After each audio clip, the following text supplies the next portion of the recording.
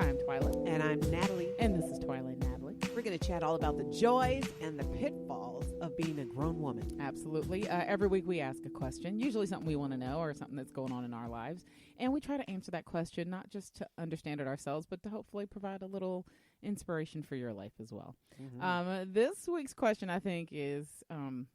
I hate to say it, but it's probably going to be pretty easy for me to answer. But the question is, do you make New Year's resolutions? I do not, but I'm going to tell you why. Okay. I think it's cliche. She's so high-minded. The idea of making a decision to change your behavior or your habits is phenomenal. I am all about that. I am all for that. Okay. I am sick and tired of this idea that we need to wait because it's a new year.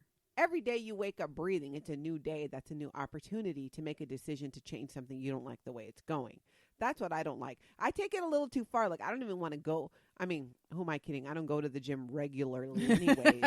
But I stay like, I can't start going in January. Well, I mean, I always don't go in January because that's when all the Yahoos show up for on the deals and the New Year's resolutions. And then there's like 70 people in the gym. It's 5 a.m. I ain't trying to do all that. I'm trying to share a machine with sweaty people. So no, I'll be perfectly honest. I don't really do New Year's resolutions. I used to be like full on like 30 days in December, I'm going to plot the course for the next year and reflect and all that. I used to do all of it. I had like my mood board and my journals and wow. I was which down. is a good thing. No, it isn't because I spend a lot of money on supplies that look real cute, and then come the first, they don't ever get written. Do you know how many journals I have that have 2 pages written in them, and then the rest is blank?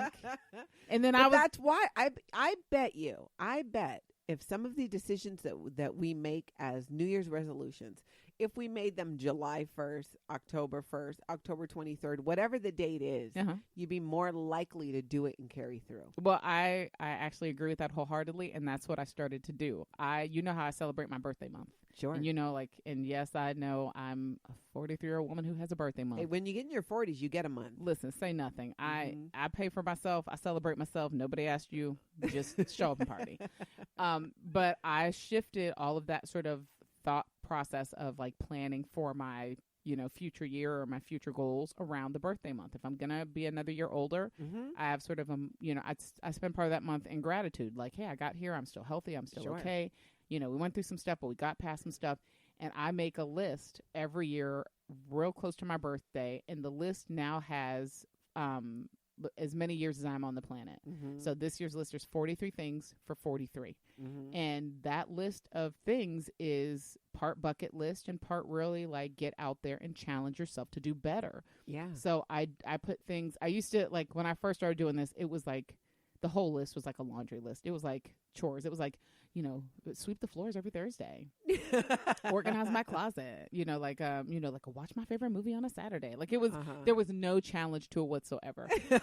So I would get to the end of the year and be like, I didn't do nothing. And then and even worse, because it was like, I didn't even do nothing. Then this is easy crap, Yeah. So then I was like, okay, am I serious about this? Am I really talking about, like, am I trying to have a real Oprah moment and live my best life? Because this is not my best life. And that next year I really pushed the list. I kind of went overboard. I put impossible things like jump out of an airplane because we know I wasn't doing that. And, like bungee jumping and, like learn Spanish in a year, like stuff that was never going to happen. So it's kind of a shoot for the moon and you'll hit the stars mentality. Yeah. I was shooting for like Mars. It was like I was way far off the mark. So it took a couple years of swinging the pendulum in both directions to settle on the list I have now. Yeah. And the list I have now is a reasonable list of things that I want to, sort of leave behind in terms of, I'm trying to do good work and do good things, and things I genuinely want to do before I'm dead, things I want to experience, things I want to make sure that I accomplish. And the list has been, it's a challenge. There's a lot of things on the list. I'm 43 now. So 43, goals on a list like this are pretty tough to accomplish in a year, even with your best effort, because life gets in the way. It does. But the list is very specifically geared to make me, like, if I'm afraid of it, it should be on here. And I make sure it's not something I'm afraid of in an irrational way, like sitting in a room full of spiders is not on my list, but last year on the list, on the list I'm working through right now, the list very specifically said, I think it was like number 6, launch 2 podcasts successfully before the end of the year. I'm and sitting you in that. did it. Right. And at the time that I wrote this list, it was like last January, where that wasn't really, it wasn't a given. It was, it was going to require a lot of work. It was going to require like money I didn't even have, and and structure that I didn't have, and I didn't even know how to like start the process. But I was going to start the process. Yeah, it starts with that decision and putting it down, and I think that's such a great idea to do it around your birthday, because you're right, that is such a time of self-reflection. And how long have you been doing that? I'm coming up on, I think, 12 years of doing this. Wow.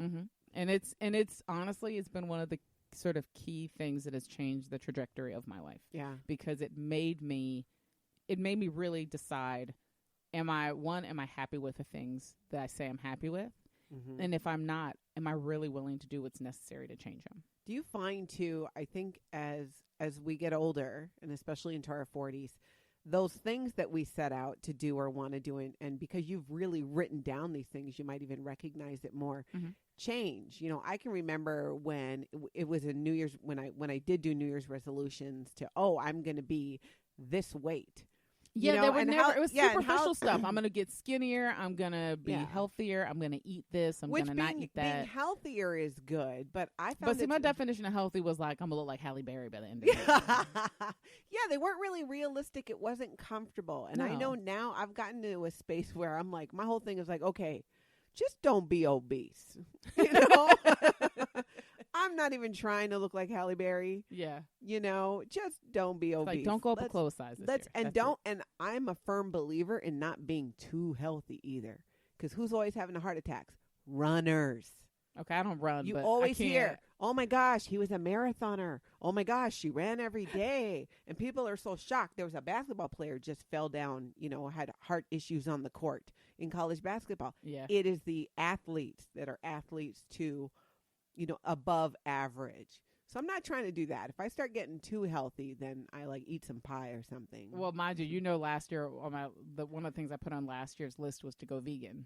And I did. And it was, it wasn't an easy thing, but it was really more like dictated by like I wanted to live a healthier life. With your health. And I'm saying that's what I think is the primary change in the way when I look now at because it's still like, okay, I need to exercise. I need to get moving more. That is definitely, my eating is really good. I got sober.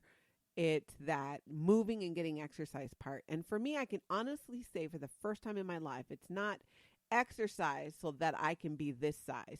It's exercise so that my knees don't hurt when I'm running up and down the stairs. Right. It's exercise so I'm not winded when I'm playing with my kids. Yeah. Yes. It's that it really changes. See, now that I've even sitting here now thinking about my list. My list is very decidedly shifted, and it's not really focused. I think it's really not focused at all on physical things anymore. Like, it's really all like internal work. It's, am I I want to accomplish this goal. I want it to, like, one of the things that's on my list that I haven't even figured out how to touch yet, but I really want to do is I want to figure out how to raise a significant amount of money so that I can establish. I got excited for a second. I thought you were going to say chickens. Oh. Girl, I do not deal in city chickens. Stop it. I do not deal in city chickens. That's but raise happening. Money. Yeah, I want to raise money for chickens. Stop it. Okay, sorry. Wait till my friends listen to this and they'll be like, "Oh, she should know." I am the hater on that block. In the city where we live, you have to ask all the neighbors' permission on your block if you want a chicken coop. Everybody knows I'm a no. Yeah. We're not even discussing it. I'm an absolute 100%. My neighbor across the street has chickens. You can't even tell. 2 of them, actually. No thanks. All I know is I get eggs on occasion, and I like that. Listen. And it reminds me, I'm from Hawaii, and there's always wild chickens all over the place in Hawaii. So, not at the resorts when I stay at There's no chicken at the resorts, no. Except on a plate. Yeah. I know, I'm not, I lived in the country.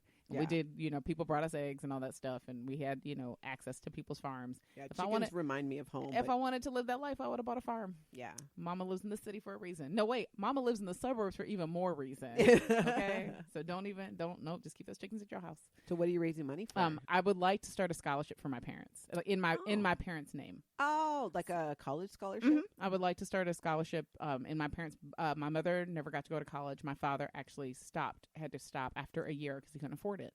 and they never went back. I mean, they've lived a good life. They're happy people. They put 2 of their 3 daughters through college. We have educations, and we know how important that is.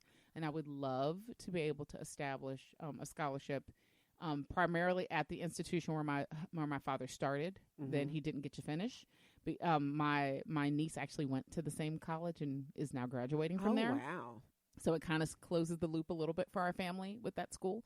But I would really like to be able to do something that. Like that is a really good challenge. I need more meaningful, lofty challenges. My most recent one, and it was after a podcast we did, was to walk around naked during the day in my own home. Of course, not when the children are there. Right. But to be more comfortable walking naked, bathroom to bedroom. I did that yesterday. Kind of thing. Yeah. And I have been working on that, and it's been going, I'd say it's been going well. It's going well.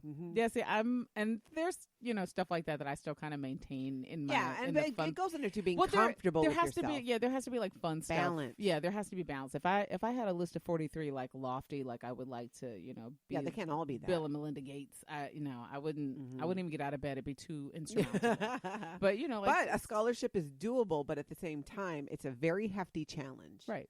Yeah. And it, but it's something that I know I can work towards. It doesn't have to happen today. It doesn't have to happen within this year that I've set. It's just, I look at these things every day, and I make sure to check with this list at least once a week. If I'm busy and I haven't looked, I make a point to go, let me go look at my list. And if I'm off, life gets in the way, you get busy, you start getting overwhelmed, you get stressed out. And then this kind of helps sort of snap it all back into perspective. Like, I really meant that? Like, what have I done, toward that? Did I go research how you establish a scholarship? Do I research, did I go talk to somebody that, don't I know somebody that just did that? Or don't I know somebody that's done this thing, X, Y, and Z? And I do that all the time now. Like, it pushes me in a way to put myself out in the world in a way that I hadn't before. Yeah. And it all starts with the decision. That's why you're really smart to write it down. And I think that's key in many situations, is writing it down. And maybe it's powerful to see it. Yeah, and my whole point is, it's not about because it's a new year. We have to let go of this idea. It pains me. And hey, I did it for years too, and I did this, the mentality of, well, I'm going to go balls out crazy because it's the holidays and eat a ton of stuff that I know is not good for me. Now, on occasion. But some people take it to an extreme, and it really, Twyla's guilty as all get out over here. I was going to say, I feel attacked. It's true. But because they go, and then January 1st, I'm going to do this. January 1st, I'll just stop eating it. But I think it's more of a challenge too. How about just not go crazy for an entire month? That's a challenge. But Trader Joe's just made whipped cream for vegans and a kid. How am I supposed to say no to that? But still, you can moderation it. You shouldn't need a month to recover from another month. But I just figured out how to make vegan pumpkin pie.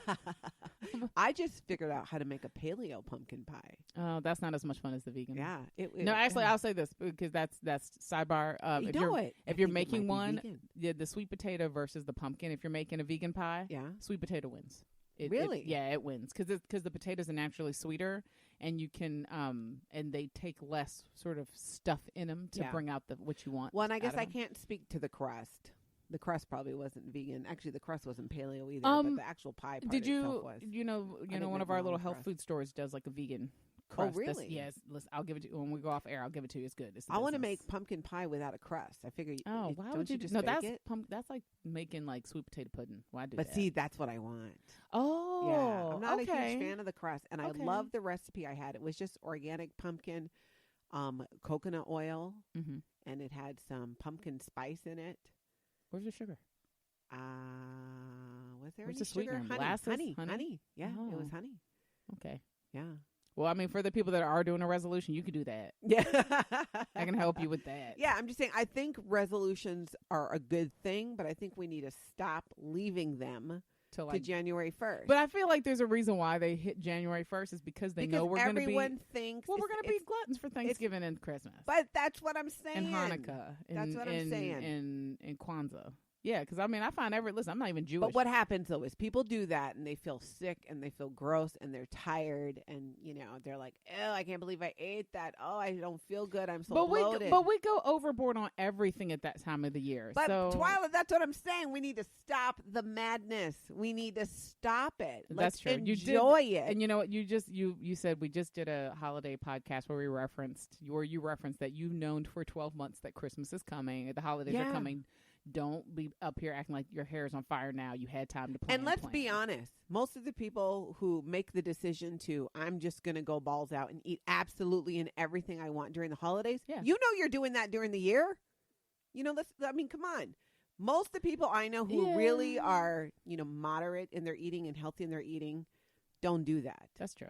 They might have maybe like, I'm going to have an extra serving of stuffing. But yeah, but that this like extends even past like the sort of holiday tradition in that like the food and the gift giving and stuff like that. I mean, what they always say, like, I think January is like the highest rate of the year to file for divorce.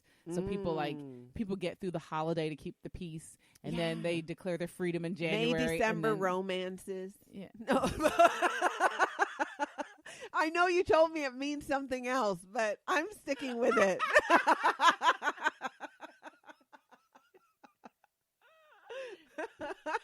That's why you're my favorite.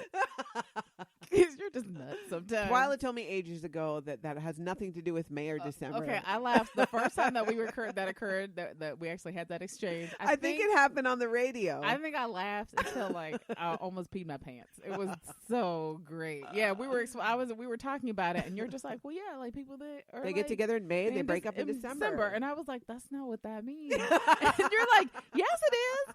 And I'm like, no, it's when an older person and a younger person get together. And you're like, yeah, in May or December.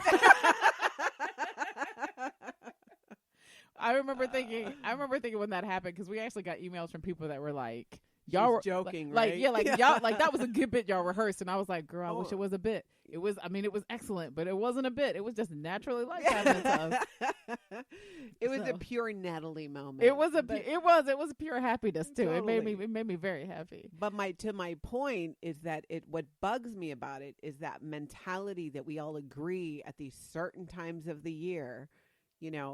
And we're so stuck in it that we don't change at other times when we really should be. Okay, well, what about if you shift? Like, I think when I became a parent, I shifted from like the first of the year is my reset button to like the first day of school is my reset button. So August for us is other people's December. Where we're just like, oh, school's starting in 3 weeks, so we're going to the fair. We're gonna eat all the crap, and we're gonna, we're gonna barbecue, and we're gonna go get ice cream on a Tuesday in the afternoon because and that's when we make our annual trip to the world's largest candy store was in August, and we would do all the bad stuff, and then 2 weeks before school would be like detox. Okay, we're all gonna go to bed at 8 o'clock, and we're all going to rise at 6 a.m. so that by the time school starts, we're on a schedule. And we're going to buy new Tupperware so we have things to put our sandwiches in. And we're going to make sure we have matching socks and, all that silliness. And then school, we would buy the academic planner. So instead of me buying a January to December calendar, I would buy an August to August calendar. Yeah, which makes sense. No, it's still, like I said, just like the other journals, 2 pages filled in, the rest of it empty. So, I mean, that was like for years, that was my reset button was like summer's ending, school is starting, and I would get on a school year schedule. But it didn't really make us do it any better. We just kind of adapted to a different, What's different when when the kids are in school and then when they're not in school. Well, but that was like the Olympics too. Like, I mean, like that, or like that first day of school. I mean, we still do this to this day, and most of my kids are older now. We have a collective of moms who get together on the first day of school and have breakfast. And I'm using breakfast in air quotes because we meet at 9 and we don't leave until it's time for the school buses to pick us to drop off kids. So we're there until like 3 or 4 in the restaurant, and we go to the same restaurant every year. And every year they just go, all right, because they know we're just gonna hang out. So and that's fun, and I get that. It is kind of a new year and a reset at the same time. Yeah, I know for myself, I've gone through a bit of an evolution of, when I decide to make a change, it needs to be then. There's no waiting until, because when you wait until, it's less likely to happen. And if it's a change you really need to make, then even more so, you should just do it then and there. Like when I quit drinking, I quit drinking July 1st. It's 4th of July weekend. Yeah, you was messing with yourself. Yeah. I feel like that was like a test of your resolve or Yeah, something. but it was kind of like, okay, I know I need to stop. And yes, it's a big 4th of July weekend and we're going to be out on the boat and doing all these things. Even I drink on the 4th of July. Yeah.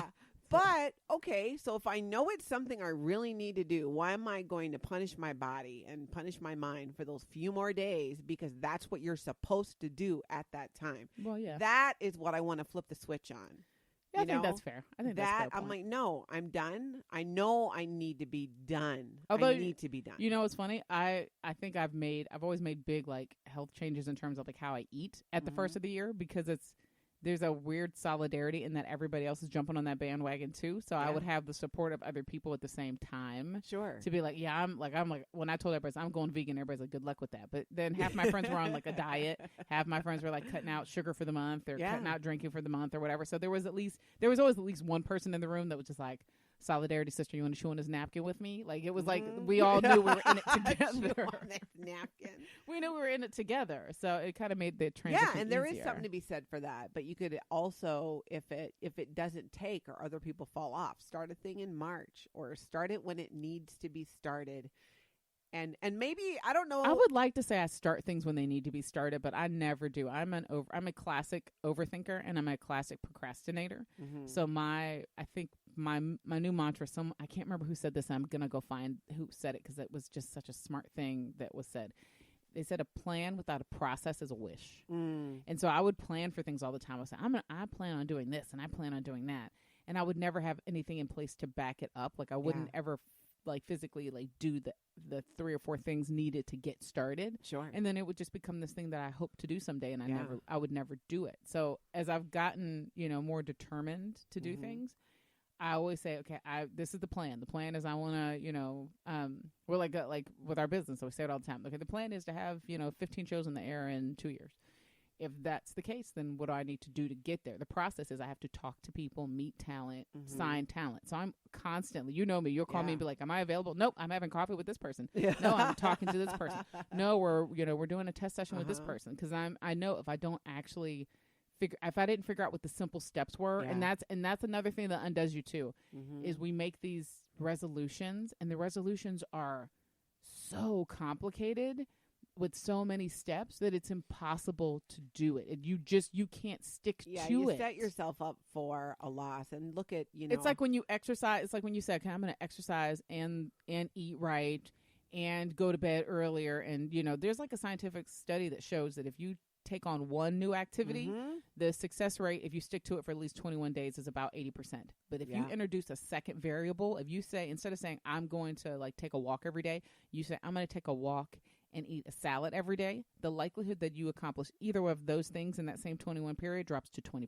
Yeah, that's so interesting. So even the idea of adding a second variable is enough to derail your entire plan. So I really do have to do the KISS method, keep it simple, stupid. And in every part of my life, like when I said I was going to eat vegan, it wasn't, I'm going to eat vegan and exercise. I was like, y'all come at me later with this yoga business, come at me later with the running. I'm just going to eat right now. And once I get the eating under control, then I will introduce something else. Yeah, that makes a ton of sense. Keeping it simple and realistic and asking yourself, are these goals that you really want for yourself? Because until you really want it, it's not going to happen. And I think that's really important because we talk a lot about like if you're doing something, who you're doing it for. Yeah, and if you want to, when we talked about even like, okay, looking like Halle Berry. Yeah. It'd be nice to look like Halle Berry, but I don't want to work that hard. So I know for me, that's not realistic. That is not my natural body type. Right. If that's your natural body type, then God bless you. That is not it for me. It's not mine either, but if somebody paid me enough money or paid a trainer enough money, I'll try. I'll be perfectly honest. I will never have the motivation to do it on my own. Yeah, but that's the thing. Those are not, I think it's important to make sure that whether it's a real resolution or a goal that we're setting for ourselves, that it is for ourselves, because it's what we want, not what we think everyone else thinks we should be doing. Yeah, I think that's important because I think that's something that we catch ourselves doing a lot. We spin off into, you know, I'm doing this thing because this is what you're supposed to do. Like, yeah, when you come to that realization for yourself, and I went through it with my drinking, you know, I had a few people mention my consumption on occasion. Yeah. And I'm like, well, you know, I didn't see it as a problem. But when I really saw it and decided I need to stop drinking for multiple reasons, I knew I needed to stop. You know, it's, I think if we take away the significance of a date, you know, it works often with motivation. And even if it's starting something new, you know, I know the reason that I don't go to the gym regularly is because I don't want to. I don't make it a priority. I'm not at a point where I want that result, but I don't really want it because Right. I'm not making it happen. But, you know, I think that's a really important thing to acknowledge is that you want it, but you don't really want it. Yeah, start with the things you really want. Yeah, and I think there's something to be said for that because, strangely enough, I think we don't have the language or the tools a lot of the time to talk about what we really want. We're working on another podcast right now that I'm not going to talk about yet because it's not available and you'll be mad at me. But one of the shows we just recorded for that podcast asked a very specific question about happiness and about if we have the language to that it's downplayed in our culture to talk about and want happiness. Like, what does it even mean to say that you're happy or what makes you happy? That it's kind of a revolutionary act to name and claim the things that make you happy. Yeah, and have the language for it. That makes a lot of and if you don't have the language to say this is what makes me happy, a lot of times you don't have the language to specifically pinpoint what makes you unhappy. You just know that you feel it. So, I mean, even when I was going on sort of getting to the point where I was like, you know, I don't think I'm going to eat these things anymore. Yeah. It was not a joke. I had very clear language. I love cheese. Cheese made me happy. It just did. It always did. I said, but there was a part of me that was like, I eat a large volume of cheese all the time. Do I just eat it because I enjoy it? Because it wasn't a friend of my body. I had like a cheese gut and I had those sinuses and the allergies and all that stuff all the time. And, you know, like skin stuff all the time. Sure. But I had to kind of get to the point where I realized like, it's not the object that I'm eating. It's like the times in which I'm eating it.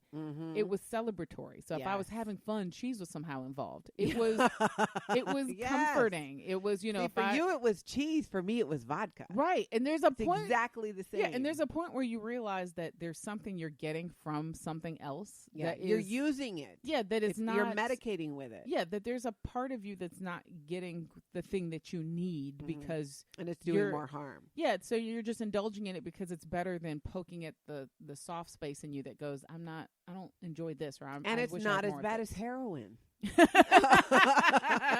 Yeah, and you won't die. Yeah. You could die from alcohol. Well, probably not cheese. You can't die from over cheese consumption. Sorry, y'all. But it's that same mentality, and that's kind of what I've been putting my finger on more, Twyla, is that mentality of kind of an all or nothing and making behaviors celebratory that are actually harmful to us. Yeah. There's nothing wrong with having pie at Thanksgiving. Have a piece of pie, not half a pie or a whole pie. It's not good for you. It's going to have, you know, horrible effects on your system overall, that amount of sugar and whatever else is in there. Right. If you know that your body doesn't tolerate something like gluten because it makes you sick, stop indulging in it. And just because it's the holiday, so I'm going to have it. So what you're saying is I'm going to make myself sick. I know it'll make me sick.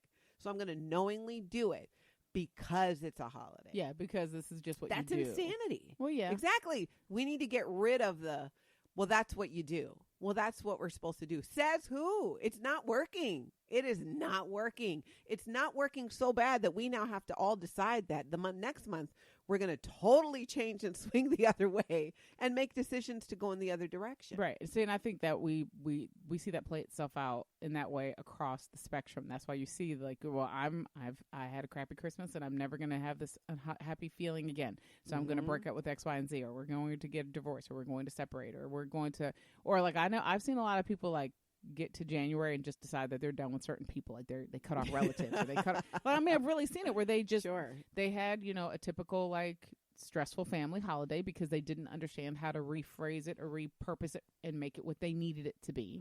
I mean, and I always have trouble coming at these kinds of things with other people because I am, I think, very unapologetically myself in most of these situations. Do you mean coming at other people who are saying they're having these problems, or the Yeah. people that you're having the problem with? No, like coming at other people who say that they're struggling with stuff like this. Yeah. And not that I don't have the empathy, but I get what you're saying. But Yeah. I've always been, like I said, my life motto is what other people think of me is none of my business. I know. I So- I don't understand. Why don't you just say, or somebody will go, well, I need to do X, Y, Z.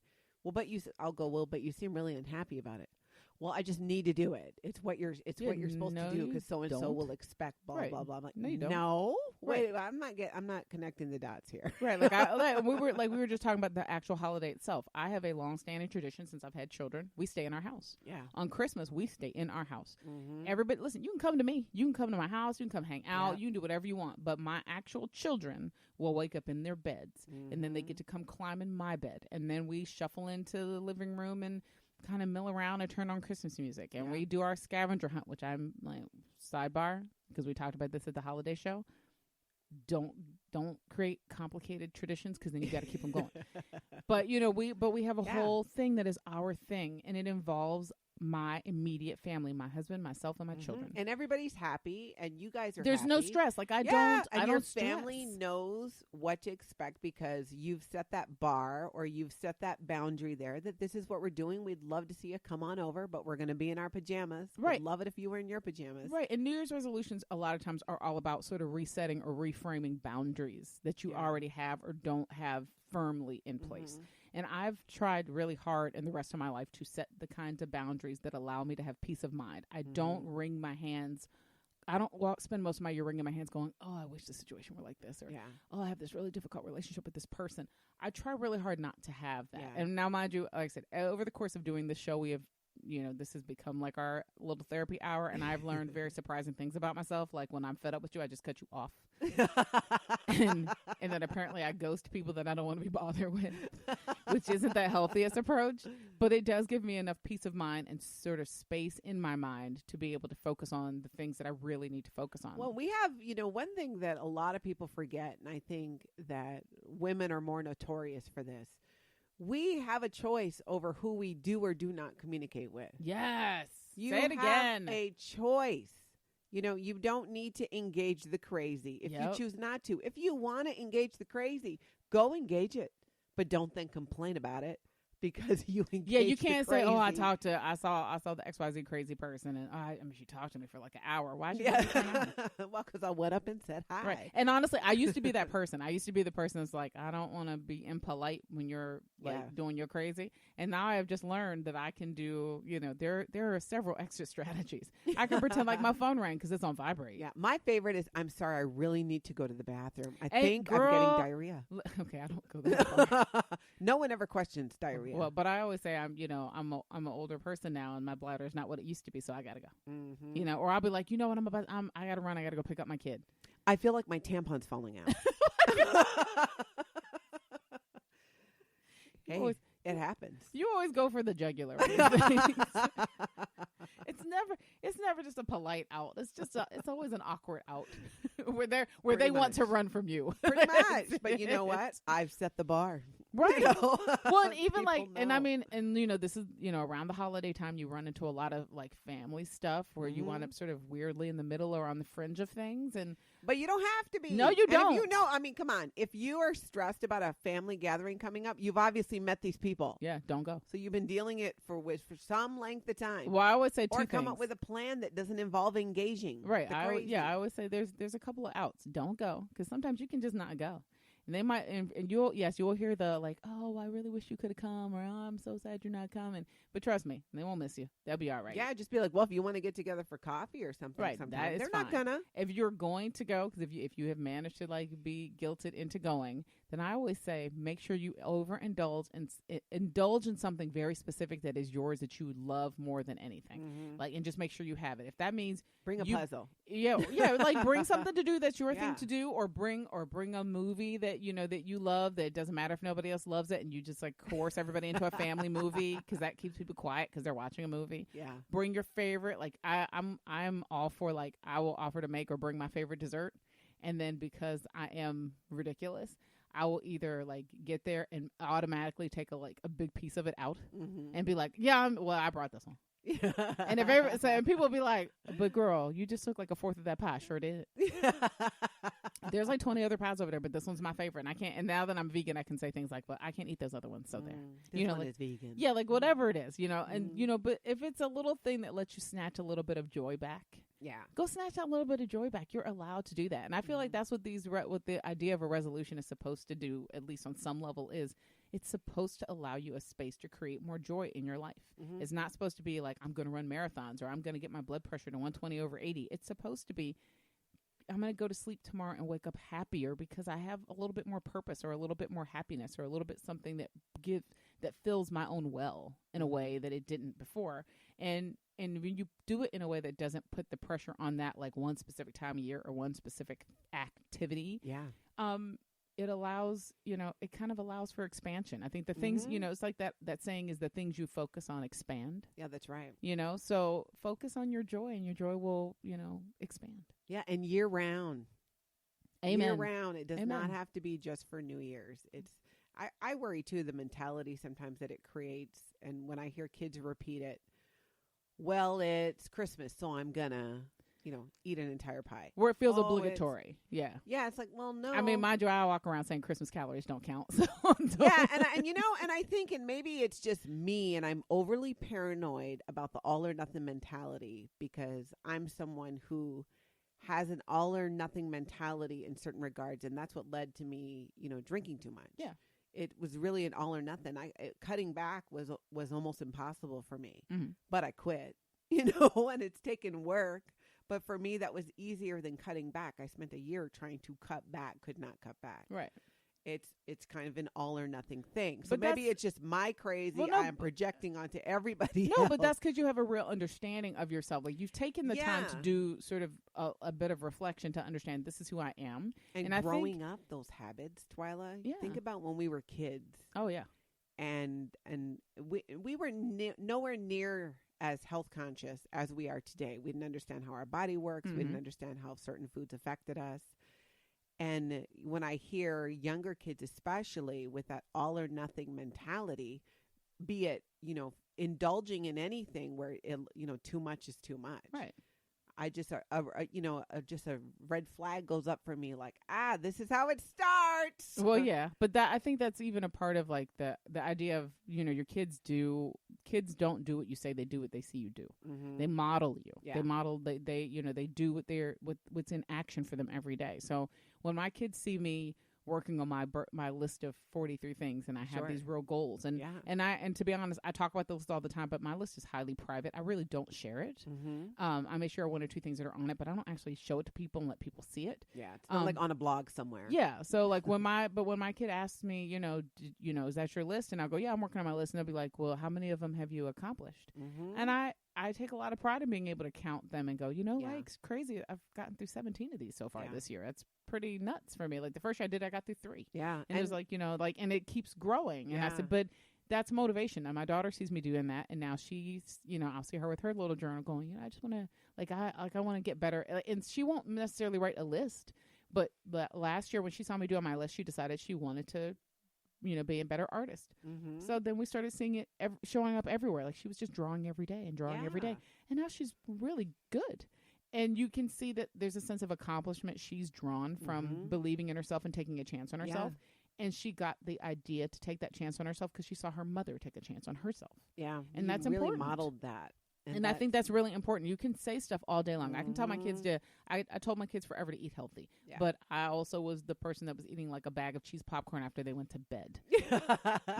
Or I would tell my kids, you need to have a good source of protein for breakfast. And then they would look up and see me eating like, cough drops and fruit leather for breakfast. So at some point you have to decide to do better. And when you decide to do better in ways big and small to take care of yourself, your kids will prioritize, and other people who love you and care about you will prioritize it for themselves too. Like I love knowing that if I do a little bit more today for me, that it's about me. Yeah. But if my sister gets some motivation, that's awesome. That's right. If my, like one of my sisters called me the other day to tell me that our other sister had started doing something because I had specifically been telling her, you deserve this. Go do this for yourself. And so she called me and she was just like, I'm calling because I was like, we were both saying we're proud of her. And she was like, no, I'm really proud of both of you. And I'm like, why? She goes, because you told her that. And because she sees you doing for yourself, she took that and decided she like believed it was possible. And I was like, that's powerful. Totally. And when you think about that, especially if you're a mom and so much, I hear moms say, well, I just don't have the time to take for myself. Yeah, I stopped being busy. I stopped being busy a long time ago. Stop being busy. Make yourself a priority, because exactly what you just said, you are modeling a behavior. Our kids are watching much of the time when we think that they're not watching, and they're seeing how we're handling situations. They're seeing how we respond to traffic. They're seeing how we respond to frustrations. And we are modeling for them how to interact with the world. Right. Because what happens when they have something go on in school and we tell them, we give them all the advice in the world, but they know they've seen us yelling at people in traffic. Right. They know they've seen us, like when we have a fallout with our friends, how it goes, or when we argue with our partner. They hear you on the phone talking to your friends. Right. Or they see how their parents interact in whatever way that is. And that's all year round. Right. And they will model that to some degree, like whether you intend for them to or not. Yeah. You can And they will throw it in your face later too, if your kid's are little now. Right. Listen, I know because I have 2 teenagers now. Yeah. And I was telling better now. Yeah, I mean, we were just talking off air about like a story I was just telling that it was proof positive that one of my kids is exactly like me in good ways and in bad ways.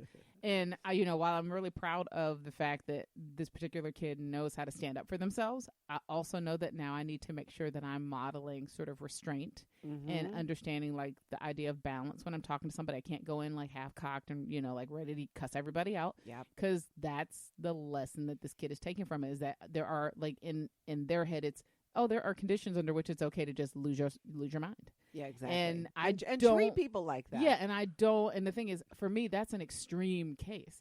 But if they see it, then they will put it in their Rolodex, and they will decide for themselves what they think their extreme case is. And it might not be what I was dealing in. I might have been dealing in life and death. They might be dealing in like somebody took my seat on the bus. Yeah. And because they're 13, they don't know any better. And you see it too a lot with, even with siblings and the way that they treat each other and they fight. And when you can handle that, or they can see you handle a confrontation or a disagreement in a way that is calm and that is using your words and is communicating, that is the way that they learn to do it. Right. And that applies all the way across your entire life. So when you're doing that, when you're sort of sitting at this sort of point in the year and you're like, well, because we all do that assessment. We all do the like December assessment, like, okay, this year can be over. Or this year was pretty good, but I want it to get even better. And, don't be really hard on yourself in that way. Just kind of remember that you did the best you could. And now that you know a little better, you're going to do a little better. But make it a little better. Don't try to do this revolutionary thing. Don't become, most of us walk around like as Clark Kent, and then tomorrow we decide we're going to be Superman. That's right. And we always... or Wonder Woman. Yeah, that's a failure right there. No, see, I always think I'm just Wonder Woman all the time anyway. Like there's no... look like Wonder Woman. Get Wonder Woman's body. Yeah, I mean, I throw a pretty good punch too. So, it's kind of like, but I mean, that thought process is real, that, that it doesn't have to be this revolution all at once, and it's not sustainable. So figure out that thing that, that you want to focus on to make yourself a little bit happier. Decide on that. And then, I mean, really and truly, if I don't take anything else away from today's podcast, I'm going to have that thought ringing in my head that what you said, like, why are you waiting for the thing that you want to do? If you want to do it, go do it. Like, find the small, simple first step to get there. I'm a big believer in put one foot in front of the other. Yeah. When I decided I wasn't going to eat, all this stuff anymore, and I was going to eat differently, the easiest thing I could say was I wasn't going to do it all at once, cold turkey. I was going to figure out, like, what's the thing what was the hardest thing to get past first? I'm going to focus on that.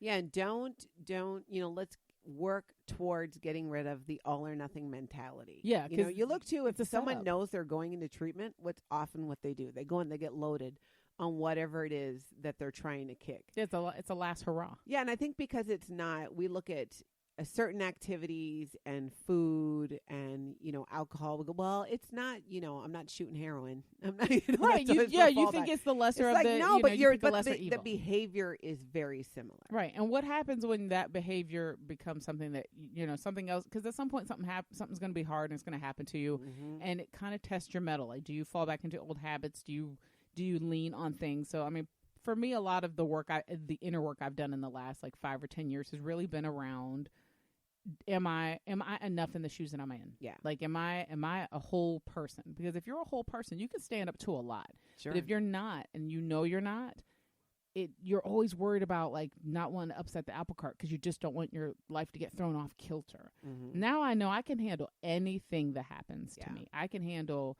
life, and I can handle death, and I can handle taxes, and I can handle everything else in between. And will it be easy always? No. But I also know that I have enough in me Mm-hmm. that I can always, pick myself back up. It's not how many times you get knocked down. It's about knowing that every time you get knocked down, do you stand back up? Yeah. I know I can stand back up now. And when you take care of yourself, you're more likely to do that. Yeah. Like with you and your decision to go vegan because it's for you and your body, that's what works better. Right. And it's not about anybody else. And listen, and we haven't really stated that very clearly in this discussion either. Resolutions, whether you do them at New Year's or not, are not something that you're supposed to foist on everybody else.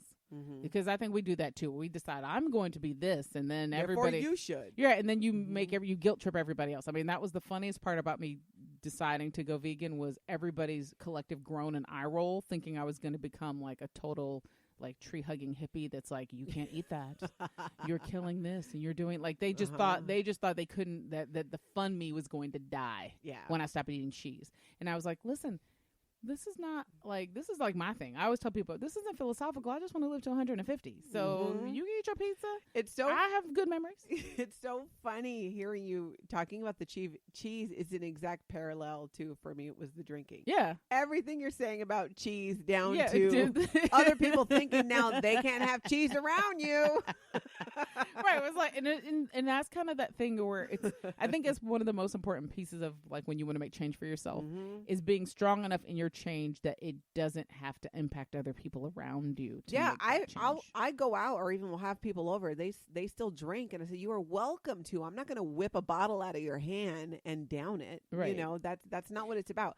I enjoy having any kind of a drink. And now if I'm having a soda water with you while you're enjoying a glass of wine, I enjoy the process. Right. And now, mind you, some people, like, temptation is hard for them. And I think that's a part of, like I said, you got to make that decision. Right. Going back to what I said earlier, you got to know yourself to know what you can and can't handle. If you can handle it, you can handle it. If you can't, you can't. I mean, everybody has something that's just a little bit tougher for them, or, so, we're talking very specifically about very specific things, but other people are struggling with harder things. Yeah. And they need more support. You can. It took a while before I was willing to sit at a bar at a restaurant. Right. And have lunch there, and I did it the other day for the first time in probably since I quit drinking, and had lunch sitting at the bar.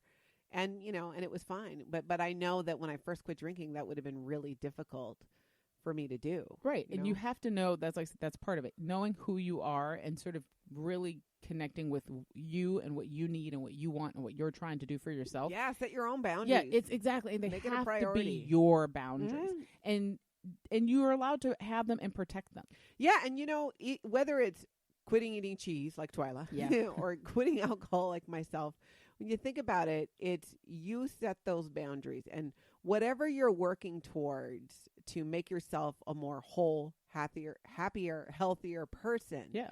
That needs to be your priority. And it's okay to say, I remember when I first quit drinking, there was some family drama going on, and I did not get involved. I really took a step back, and I told my sisters, I said, I am just trying to stay sober right now. So I'm going to let you guys take care of what's going on over here. I'm stepping back.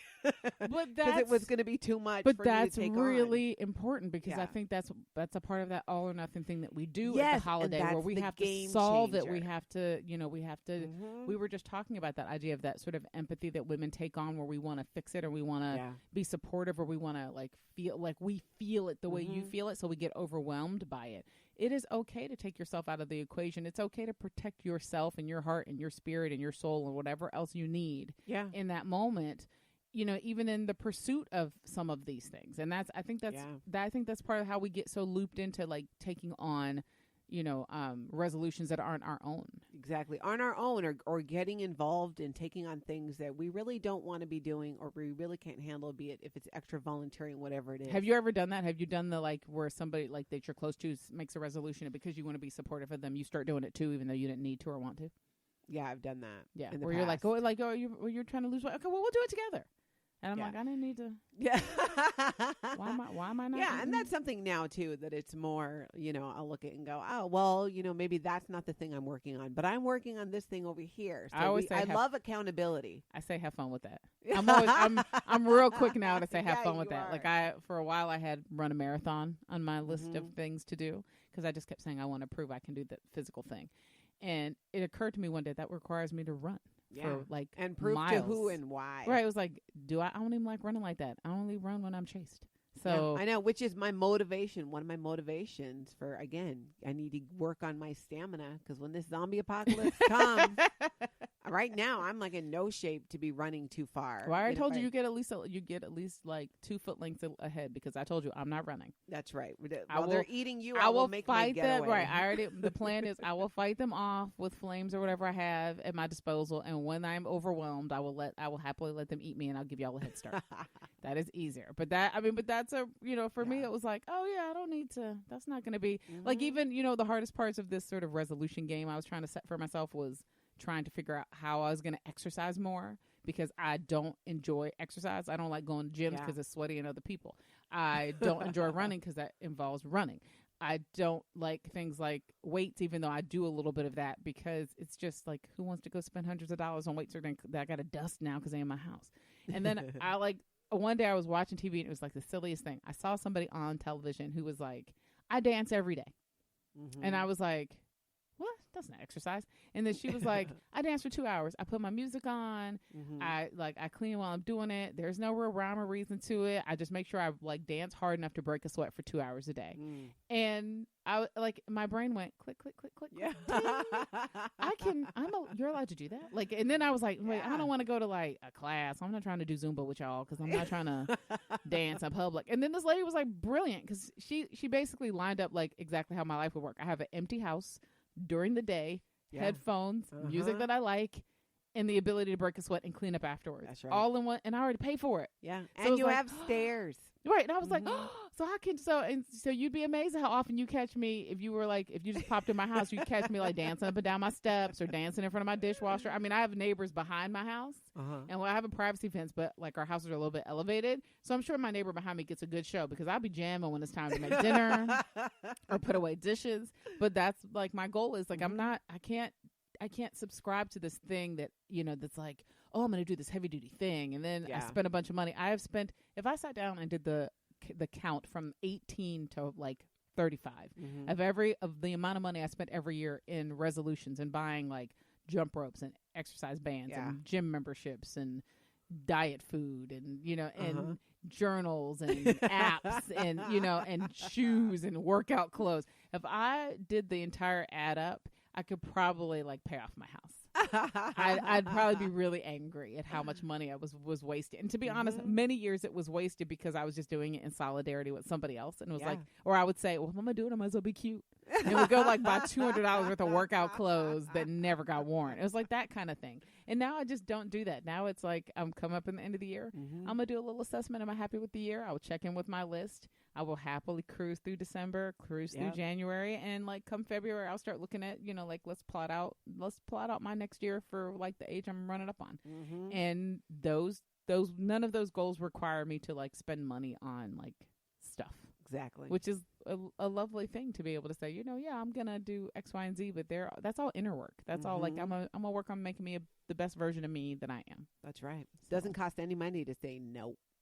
Listen, we're like ninja masters of saying no. That's right. Nowadays. No. So I guess in conclusion, we should ask the question, do you make New Year's resolutions? I do not. I often make resolutions, but I've stopped doing them at New Year's. I don't either. I'm rebelling. You're rebelling. I don't make New Year's resolutions. I think that's a scam. So don't do it, y'all. But if you want to do a little bit of work, if you want to make it today, if you want to make some change, really, get clear with yourself. Spend some time in your head thinking about what makes you happy and what you need to make you happy. And then you need, not what anyone else thinks you need. Yeah, what you need, and take a small step today. Whether that is write it down and put it in your wallet so you see it every time you reach for your credit card. Whether it's making a list around your birthday like I do, or, maybe just just finding a little space of gratitude in that no matter what else is going on, you're still here and you got a right. chance. So I think that's a good sign. We want to hear from you. So go to the Facebook page, go to Matriarch Digital Media, like the page. We would really like you to do that. And there's a send message tab on there. You can email the show. You can talk to us that way. You can also go to the website, go to matriarchdm.com, and we have a show page there for Twyla and Natalie. We have past episodes. We have the ability to connect and subscribe to the show. We have our syllabus up there. All the good stuff is available to you on the website. And as always, we do this because of your support, and we appreciate it so much. We're having a ball doing it, and it's because of you. So thank you so much. We will talk to you soon.